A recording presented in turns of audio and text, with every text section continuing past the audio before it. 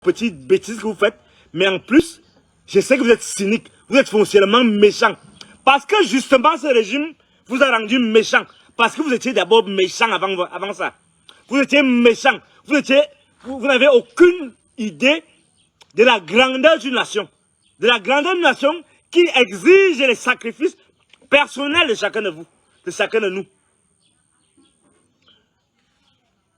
C'est si grave, c'est si préoccupant que nous sommes actuellement au cœur d'une élection présidentielle.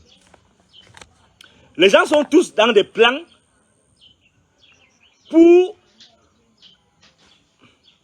cultiver la violence, fructifier la haine, pour asseoir des agendas communautaires tribaux. Nous n'allons pas accepter ça. Notre rôle, c'est être le garant de l'ultime perspective qui reste lorsque un régime a échoué comme celui-ci, lorsque le peuple est incapable de sauver son honneur, sa dignité. Vous voyez, tout le monde est versé dans les sectes, tout le monde est versé dans les églises, tout le monde est versé dans l'alcool, tout le monde est versé dans les jeux de hasard, tout le monde est versé dans le football. Mais vous voulez que ça change. Vous voulez que ça change. Vous voulez que les gens comme nous, on commence à dire que oh, bien doit partir, on doit saccager tout le pays. Vous croyez que je suis là pour vous faire plaisir? Non, je vous dis donc ce soir. Je vous dis ce soir que mes convictions n'ont pas changé. 2, vous n'allez pas me téléguider. Je ne suis pas un petit individu qu'on téléguide. Je suis un esprit libre. Un esprit qui voit loin. Un esprit que vous avez déjà diffamé maintes fois. Vous avez dit que j'ai pris l'argent. On en est où avec le procès de Martinez? Vous croyez que ça va donner quelque chose? Ça ne va rien donner. Parce que ces gens qui ordonnent même ces enquêtes, c'est eux qui sont au cœur de ce scandale. Au cœur de cette tuerie de notre genre. La troisième chose que je vais vous dire, c'est que j'évalue en permanence le contexte et les devoirs qui sont les miens. J'ai décidé de retirer mon livre Langue du chaos, qui est un livre très violent, parce que justement, je vous avais dit dans une émission télé, que nous sommes en plein conflit entre l'amour et le devoir. L'amour du devoir ultime, du sacrifice ultime, qui sied à un esprit libre comme moi, et c'est-à-dire cet amour-là donc pour le peuple vrai, pour le peuple interculturel, pour tout le peuple rassemblé, et le devoir de préserver les origines, le devoir de comprendre que je ne suis pas un électron libre, j'appartiens à quelque part. Mon grand frère Claude Abbé avait dit un jour que chacun a le chez soi. Les gens ont interprété ça comme ils ont voulu parce qu'ils ont toujours cette idée dans la tête. Ce n'est pas le lieu d'en parler, mais je dis, ce devoir qui est le mien, en même temps de préserver les acquis, de prendre en compte mon origine, mon identité, mais ce devoir bute contre la respectabilité qui sied à mon amour pour le peuple. C'est pourquoi mon devoir et mon amour me commandent de temporiser. Dans les moments cruciaux comme ceci, il me revenait de calmer le jeu, de retirer ce livre et de parler à tous les interlocuteurs. Parler à tout le monde, ça veut dire que assumer un rôle. Qui est là? Excusez-moi. Qui est là? Qui est là? De l'eau, s'il vous plaît. De l'eau à boire. Mon devoir, donc, me commandait, et l'amour donc j'éprouve pour vous, pour ceux qui me chérissent, c'est de temporiser parce que, vous voyez maintenant, nous sommes dans une démarche où on tient en compte on tient compte du fait que la société est clivée.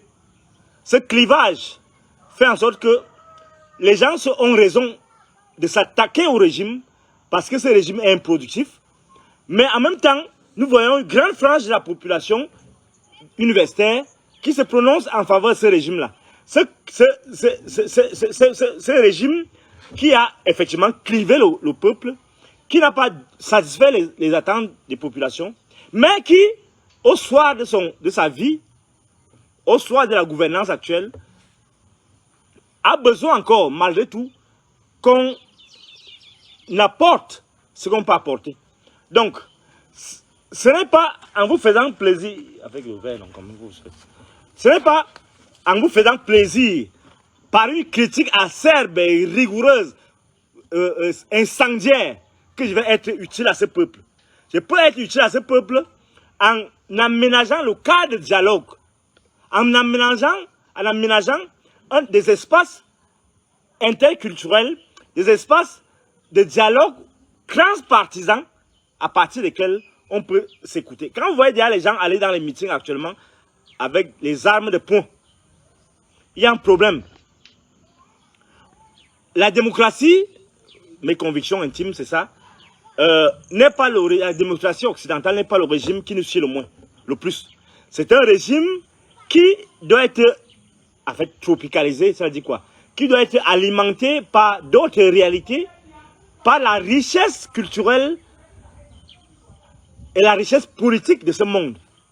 Lorsque vous enviez les pays comme la Chine, lorsque vous enviez les pays comme la Russie, c'est des systèmes spécifiques qu'on doit copier dans ces éléments, dans leurs éléments les plus significatifs, les plus positifs. Donc, lorsqu'on a devant soi, là on est en train d'aborder la question politique de l'élection présidentielle. Nous on est dans un régime où on voit effectivement une corruption gangréner les circuits d'expression démocratique. Lorsqu'on voit des parvenus, des opportunistes, sans scrupules, tenir des meetings, embobiner les gens, faisant à croire qu'ils vont apporter le miracle au peuple, nous devons nous interroger et nous ressaisir. C'est pourquoi, merci. Est-ce que je bois un verre d'eau, hein? Je sens que ma gorge... C'est pourquoi j'ai... la quatrième chose que je vais dire... Merci, ça va, c'est bon. Attendez d'abord.